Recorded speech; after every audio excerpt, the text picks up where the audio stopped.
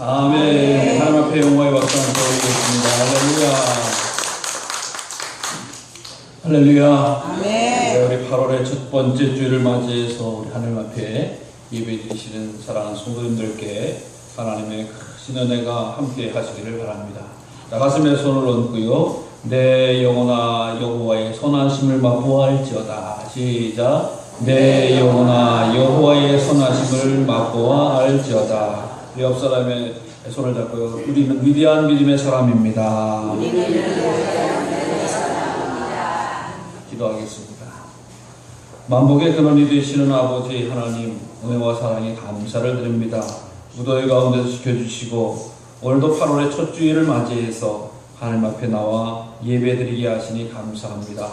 주님 은혜, 주님 사랑, 주님 축복 기대하고 사모하는 저희들에게 부어주시고 채워주시고 인도해 주셔서 세상에 줄 수 없는 평화와 위로와 소망 가운데 거하는 자 되어지게 하여 주시옵소서. 오늘도 귀한 시간 말씀하시는 아버지 하나님께서 주시는 말씀을 내 영혼의 팔짱 열어 받아들이게 하시고 우리 삶의 양식으로 온전하고 충만하게 지킬 수 있도록 은혜를 도하여 주시옵소서. 모든 영광 주께 돌려오며 예수 그리스도 이름으로 기도드리옵나이다. 아멘. 요즘은 잔치하면은 음식이 그냥 뷔페에 이렇게 맞춰지는 음식이기 때문에 뭐 음식이 어떻다 저떻다 라고 이야기할 수가 없는 그런 시대를 살았지만, 우리가 이 뷔페 문화가 되기 전까지는 아마 손수 다 집에서 음식들을 장만하거나 또 근처 식당에서도 다 다른 음식을 차지하는 것을 알 수가 있습니다. 그런 사람들마다 잔치를 가면은 나는 떡이 좋다, 떡을 잘 드시는 분이 있는가 하면, 또 어떤 분 잔치에 왔으면 국수를 먹어야지 라고 해서 꼭 국수를 챙겨 드시는 분도 계시고, 아니다, 전치에 왔으면 또 고기를 먹어야 된다, 고기 드신다. 어떤 사람 잔치에 술이 빠져서 되나, 술을 먹어야 되지, 또 잔치에 뭐가 있어야 된다라고 하면서 이렇게 여러 가지의 관심을 가지고 있습니다. 오늘 이스라엘 백성들이 오늘이나 내년에 잔치하면 제일 중요시하는 게 있습니다. 거기 물론 예수님이 포도주를 만들었던 포도주도 중요하고 다른 것도 중요합니다만은, 잔치에 초대받은 사람들이 중요하게 여겨야 될 것 가운데 하나는 바로 예복입니다. 예복. 아마 우리가 그런 일은 자주 있지는 않습니다만, 세상에서 만찬이라고 이렇게 표현되는 곳에는 우리가 아무렇게 입던 옷을 입고 가서는 절대 통과를 할 수가 없습니다. 만찬에는 이 공식적인 만찬을 초대를 해서 우리 집에 놀러와라 혹은 다른 곳에서 보이자라고 하면은 항상 예복을 입고 가야 되죠. 그래서 양복을 입는 데거나 여성분들은 드레스를 입고 가야 되는 것이지, 만약에 양복과 드레스 같은 옷을 입지 않는 그런 만찬장에 들어가지를 않아요. 성경에서도 보면은 만찬을 베풀어 줬는데 이 초대를 합니다. 초대장을 만들어서 사람들이, 우리가 청첩장을 받듯이 초대장을 받았는데, 초대장 받고 있을 때에 주인 집에서 준비하는 것은 초대장만큼의 예복을 준비한다라고 하는 것이죠. 물론 이스라엘 백성들이 그쪽 사람들이 입는 옷은 다르긴 합니다만, 어쨌든 잔치자리에 들어가는 사람은 그 주인이 만들어 놓은 그 예복을 입고 들어가는 게 예의지, 그 예복을 입지 않으면 주인을 무시하는 거예요. 그렇기 때문에 그곳에 들어갈 수 없다라고 하는 겁니다. 그렇기 때문에 이렇게 다양한 그런 잔치의 문화, 또 풍속이 다른 이런 것을 보게 되는데, 오늘 본문의 말씀은 다른 게 아니라 빈들에서 베풀어진 천국의 잔치다라고 할 수가 있겠죠. 상황은 이렇습니다. 이 예수님께 앞서서 먼저 6개월 전에 세례 요한이라고 하는 분이 이 땅에 오셨지요. 그래서 나는 주의 일을 예비하는 자다라고 말씀하는 것처럼 예수님 회개하라, 천국에 가까웠느냐, 내 뒤에 오시는 나는 신들매도 물기에 매기에 합당지 못하는 그런 분이다. 또 메시아로 그리스도로 추정할 때 내가 아니라 내 뒤에 오시는 분이시다 라고 철두철미하게 세례 요한은 예수님의 오실 길을 예비하는 사람이었습니다. 그래서 예비하는 이 세례 요한이 이 순교를 당하는, 죽음을 당하는 그런 사건이 벌어집니다. 그것은 어떻게 되냐? 바로 헤로드라고 하는 왕이 자기의 이 친족과 결혼하게 되어진 것을 책망하는 것이죠. 그러니까 이 헤롯이 이 요한을 죽일 날만 기다리고 있다가 자기 생일날 이 아내 헤로디아의 이 아내가 처형해서 이 목을 이 세례 요한의 목을 이 헤롯 앞에 바치는 이런 일이 벌어지게 됩니다. 그 전까지 어떻게 보면 많은 사람들이 세례 요한을 선지자로서 또 말씀을 전해주는 자로서 주의 길을 예배하는 자로서 많은 사람이 따르고 있었습니다. 근데 세례 요한이 죽게 되어지자 많은 사람이 참 무거운 마음을 갖게 되어지고 힘든 그런 상황이 되었습니다. 이 소식도 예수님께서 듣게 됩니다.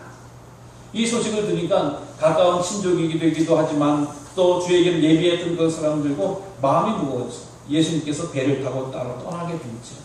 따로 들으려고 이렇게 가시게 되어집니다. 빈들에 가시게 되어집니다. 근데 예수님께서 저 어느 곳에 오셨다라고 하는 말씀을 듣자 많은 사람들이 예수님한테 모이기 시작을 했다. 우리 식으로 이야기한 강화에 계시는 목사님 예수님이 만이산에서 기도하러 올라가셨다라고 하니까 우리 뭐 화도에 계신 분, 양도에 계신 분, 무슨 뭐 길상에 계신 분, 뭐 다른 분들 다 예수님을 보러 그곳에 부여부여 모여드는 상황. 왜? 그동안 그들이 때로는 선지자로 때로는 말씀을 증거하시는 분으로 믿었던 세례 요한이 죽고 마음에 상처가 있고 아픔이 있는데 또 마침 이 주님께서 크게 귀하게 여기시는 그런 예수님이 그곳에 오셔서 계신다라고 하는 수를 듣자 사람들이 부여부여 모여들게 되어졌다라고 하는 것이죠. 모여들었었는데 보니까 예수님이 오는 사람 중에 불구가 병든 자가 있는 거예요. 병든 자가 있으니까 그들을 긍휼히 여기시고 고쳐주셨죠. 다른 성경에 보면 이 예수님의 사역은 네 가지 복음서에 다 나오는 그런 내용이 됩니다. 그곳에서 가르치십니다. 하늘에 대한 말씀, 아버지에 대한 말씀, 부활에 대한 말씀, 천국에 대한 말씀을 예수님께서 쭉 가르치게 됩니다.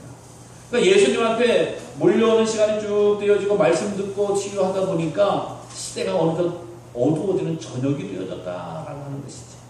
저녁이 되어지니까 오랜 시간, 걸어오는 시간, 굶주린 시간 있다고 출출했던 거 아니겠습니까? 이 사람들 먹을 걸 줘야 된다라고 하는 거예요. 그래서 대화를 합동해서 먹을 걸 어떻게 줘야 되느냐? 가서 밥 먹고 오라고 그러죠. 그런데 산꼭대기고 여기 성경상으로 보면 빈들이죠. 광야죠. 어디 가서 먹고 오느냐. 또 일 수 없이 많은 사람이 어떻게 먹을 수 있겠느냐라고 하는 문제가 생기게 됩니다. 그러니까 예수님이 너희가 있는 것을 그들에게 주라라고 말씀을 합니다. 그러니까 찾아보니까 뭐가 있어요? 또 5배와 물고기 2마리밖에 없는 것이지. 그래서 그것을 가지고 와서 예수님 이거밖에 없는데요? 라고 이렇게 이야기를 하게 됩니다. 그러나 예수님께서는 왜 그거밖에 하고 오지 않았냐라고 한 것이 아니라 그것을 들고 축성하셨다, 감사하셨다, 축복하셨다라고 하는 거예요. 그러면서 사람들을 무리별로 앉히게 하신 다음에 제자들에게 나눠 주어라. 나눠줍니다. 앉아있는 사람들 다 먹습니다. 배부릅니다. 풍성합니다. 다 나눠주고 다시 걷게 되어지죠. 얼마나 얻었다고요? 12명입니다. 모든 사람. 근데 그 숫자가 어마어마합니다. 남자만 5,000명이다. 여자와 어린아이를 제외한 5,000명이 먹고 남은 것이 12방울이었다라고 하는 것을 말씀해 주고 있다라고 하는 겁니다. 그래서 그들은 아무것도 없이 왔지만 주님을 만나고 주님과 함께 더불어 먹고 주의 말씀을 영혼의 양식을 받음으로 말미암아 이 광야가 빈들이 결국에는 미리 맛보는 천국 잔치가 되어지는 역사가 나타나더라고 하는 것입니다. 여러분, 제일 중요한 게 있습니다. 천국이 되어지려고 하면 어떤 일이 있어야 됩니까? 바로 예수님이 계셔야 된다. 예수님이 계셔야 됩니다. 우리들의 심령 속에, 우리들의 가정 속에, 우리들의 일터 속에, 우리들의 삶의 자리에 예수님이 계셔야지 천국이 되는 것입니다. 예수님 없는 곳은 천국이 아닌 거예요. 예수님 없는 집은 고안고궁 대저택이라도 천국이 아닌 거예요. 예수님이 안 계신 곳은 아무리 기름지고 풍성한 음식을 먹을지라도 거기에는 천국이 될 수 없다. 천국의 주인은 예수님이시다. 예수님이 계시면 빈들이어도 상관이 없는 거예요. 광야라도 상관이 없는 거예요. 예? 도시 한복판에도 상관이 없는 거예요. 농장 한가운데라도 상관이 없는 거예요. 논과 밭 가운데라도 상관이 없는 거예요. 예수님이 계시면 바로 그것이 천국이다. 사랑하는 성도 여러분, 우리의 삶의 자리에서 모든 부분에서 예수님을 초대하는 성도님들 되시기 바랍니다. 아멘. 주님 나와 함께하여 주시옵소서. 아멘. 주님 나를 인도하여 주시옵소서. 아멘. 주님 나를 역사하여 주시옵소서. 아멘. 예수님이 함께 계셔야지 모든 데가 천국이 돼요. 예수님이 계시면 아무리 지옥 같은 환경이라도 천국으로 바뀌어지는, 아무리 험난한 시대 한가운데 있어도 변화되어진다라고 하는, 아무리 고통 가운데 있을지라도 자유함을 누리게 되어진다라고 하는 거예요. 그래서 천국의 가장 큰 요소는 바로 예수님이십니다. 예수님. 아무리 사람들이 믿고 의지했던 이 세례 요한, 그들에게 위인이 없어도 괜찮다라고 하는 것이죠. 또 그들이 넉넉하지 못한 풍성한 어떤 그런 음식이 아니라도 가능한 것이라고 하는 것입니다. 그래서 천국의 가장 중요한 요소는 바로 예수님이 계십니다. 예수님이 계십니다. 그래서 우리가 늘 삶 속에서 이 예수님과 함께 살아가는 삶은 가장 복되고 귀한 그런 삶인 줄로 우리는 믿으시길 바랍니다. 예수님이 계시면 어떤 일이 벌어집니까? 예수님이 계시면 문제가 해결되어진다. 제자들은 이 문제를 어떻게 해결할까라고 하니까 200데나리온이 있어야 해결된다. 물질적인 그런 관점이죠. 경제적인 관점이죠. 200데나리온이 있어야 된다. 5,000명을 먹이 200데나리온, 돈이 있을지라도 생각해 보세요. 5,000명이라고 하면, 어른들만 5,000명이라고 하면 남녀 포함해서 1만 명, 그래서 한 1만 5천 명이라고 할 수가 있겠지요. 이 사람 돈이 있어도 해결 못하는 것들이 참 많이 있는 거 아니겠습니까? 돈을 금으로 갖다 해도 음식을 어떻게 1만 5천 명으로 먹입니까? 5천 명도 아니고요. 우리 아마 음식을 준비하시는 분 보세요. 우리 동네에서 잔치할 때 얼마나 드세요? 얼마나? 우리 아마 크게 잔치를 하신다 그래도 이 뭐 어떤 이건 일을 해더라도 이 식당에서 잔치할 때 뷔페 쿠폰 나눠주시는 분들, 아우 우리 집에 오늘 이번 잔치 하는데 아이고 1,000명이 왔어. 이렇게 아마 잔치 치렀던 분들도 많지 않으실 거예요. 요즘 잔치 하는데 식당에 그 뷔페 티켓이 1,000명이 없어지는 그 예식이면 아마 엄청나게 큰 예식 아니겠습니까? 근데 그 1,000명이 왔다 그러고요, 정신이 없는 거예요. 저는 맨 처음에 사역했던 곳이 결혼 예식을 이렇게 했던 그런 사업을 저희 기관에서 하셨기 때문에 잔치에 대해서 제가 잘 알아요. 모든 것에 대해서 잘 아는데, 이 옛날에 저희 원주에서 시장님의 그 아들이 결혼할 때 하나 난리가 나더라고요. 몇천 명이 오는지. 그래도 내가 볼 때는 5,000명은 못 오는 거야. 근데 그 건물이 하루 종일 그냥 이 사람들로 인사이내를 이런 거야. 5,000명이라고 하는 게 어마어마해. 돈이 있어도 물건이 있어도 몹쓸 없는 거예요. 없는 거예요. 그러니까 사람으로서는 할 수 없는 그런 환경이 되어진다라고 하는 것입니다. 그러나 우리 주님이 계시니까 그것이 어떻게 돼요? 비록 작은 것이지만 물고기 2마리와 보리떡 5개라고 하는 작은 거예요. 어떻게 보면 이것을 요한복음에 보면은 어린아이가 찾아온 도시락이다라고 이야기하죠. 우리 식으로 이야기하면 어린아이가 이렇게 어디 간다니까 엄마가 김밥을 싸주고 김밥 한 줄 싸주거나 비슷한 거예요. 어린아이 도시락 물고기 그냥 소금에 절인 거 조그만 거 2마리하고 보리떡 같은 거 한 5개 주니까 그 도시락을 담아가지고 들고 온 거예요. 그럼에도 불구하고 그것이 어떻게 됩니까? 5,000명이나 먹고 남는 풍성함의 대명사가 되더라. 주님 앞에 있어서는 세상의 문제나 환경이나 여건이 전혀 문제가 되지 않는다라고 하는 이런 놀라운 사역선을 우리에게 더해주는 줄로 믿으시길 바랍니다. 사랑하는 성도 여러분, 우리 많은 사람들은 우리가 부딪히는 환경에 좌절할 때가 많이 있어요. 아이고 이렇게 되면 경제가 어려운데, 이렇게 되면 정치가 어려운데, 이렇게 되면 국방이 어려운데, 이렇게 되면 무슨 사업이 어려운데 라고 하는 이런 문제들이 너무 많이 부딪히는 거예요. 그러나 우리 믿음의 사람들은 그 환경을 보고 좌절하거나 주저하거나 포기해서는 안 된다라고 하는 것입니다.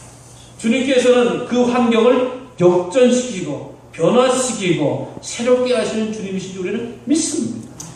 바로 이때에 사용되는 것이 우리들에게 주신 귀한 믿음이다라고 하는 것이죠.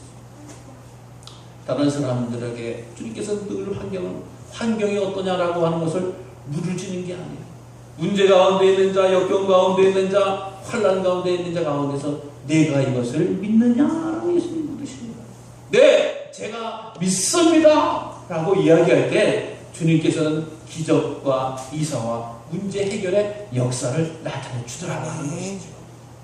그러니까 주님, 내게 존귀한 믿음 주시고 내게 귀한 믿음을 주시고 내게 놀라운 믿음을 주시옵소서. 네? 우리에게 늘 사모해야 돼요. 늘 사모. 여러분, 믿음이 있는 자가 천국 간다라고 하는 건 너무나 당연한 거 아니겠어요? 예수님의 나 천국에 갈 때 돈으로도 가는 것이 아니고 시간으로도 가는 것도 아니고 무슨 지식으로도 가는 것도 아니고 경제력으로 가는 것도 아니고 믿음으로 가는 게 천국이다. 예수님을 믿음으로 가는 것. 믿음이라고 하는 것이 무엇입니까? 예수님께서는 모든 것이 가능하시다. 하나님께서는 모든 것이 가능하시다. 하나님께서 나의 생각과 나의 지경과 나의 판단을 뛰어넘으신다고 하는 거예요. 제자는 200데나리온이라고 하는, 제자는 정말 작은 것이라고 하는 것이 일지라도 예수님이 함께 하시면 모든 것이 해결되어진다. 이런 믿음의 역사라. 그래서 우리가 늘 힘쓰고 사모하고 소망하는 것 가운데 하나가 바로 주님, 제게 어떠한 환경을 가든지 거하든지 간에 어떠한 처지에 가든지 이 믿음을 흔들리지 말게 하여 주시옵소서. 믿음의 위기를 받잖아요. 여러분, 오늘날 우리들이 가장 큰 문제와 위기가 바로 믿음에 관해서 너무나 간과한다. 좀 잘 되는 것이, 좋은 것이 잘 될 때는 귀한 믿음이 되어지고 큰 믿음이 되는 텐데 조그만 위기를 만나고 환경을 만나고 어려움을 만나면 이 믿음이 전혀 발휘를 하지 못하는 거예요. 그때 비로소 바로 믿음을 사용하게 되는 거죠. 환난과 역경 가운데서, 좌절 가운데, 절망 가운데서 내가 환경과 역경, 환경과 다른 것을 보는 것이 아니라 바로 주님을 바라보고 주님 앞에 나오고 주님을 의지하는 것이 바로 믿음이라고 하는 것입니다. 여러분, 오늘도 우리들에게 이 세상을 살아가는 동안 주님 제게 믿음을 주셔서 정말 큰 태풍이 몰려와서 무더위가 올지라도 때로는 환난과 역경 가운데 있을 때도 내가 능히 감당할 수 있습니다. 내가 모든 걸 이길 수 있습니다. 라고 하는 귀하고 복된 성도님의 삶이 되시기를 간절히 주의로 축원합니다. 믿음은 세상을 이기는 거예요. 믿음은 환경을 이기는 거예요. 믿음은 모든 시련과 역경을 이겨간다라고 하는 것을 꼭 기억하시기를 바랍니다.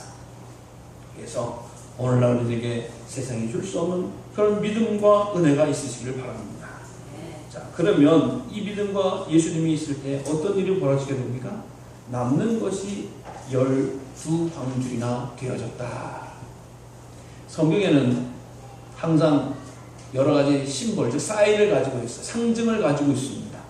숫자가 그렇고 또 무슨 색깔 같은 경우가 그렇고 그냥 읽어가서 그러는 게 아니라 그것에 제가 좀 늘 관심을 가지고 보시라라고 이야기했죠.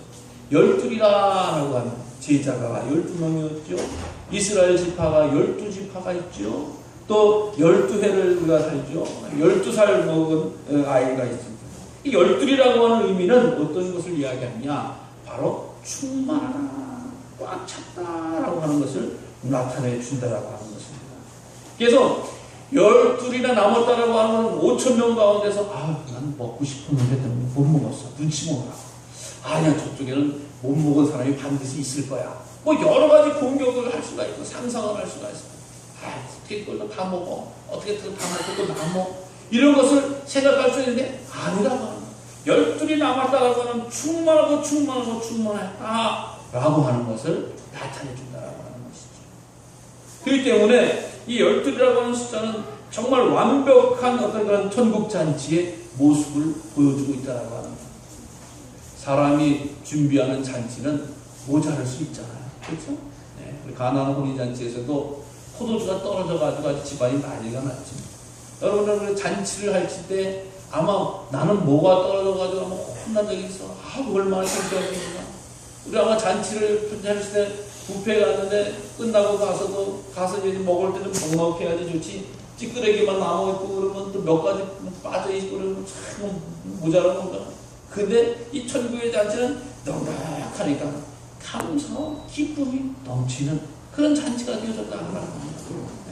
사람이 주관하는 잔치는 모자랄 수도 있고 부족할 수도 있지만 주님께서 주관하시고 인도하시는 잔치는 풍성해지고 넉넉해지는 줄로 믿으시기 바랍니다.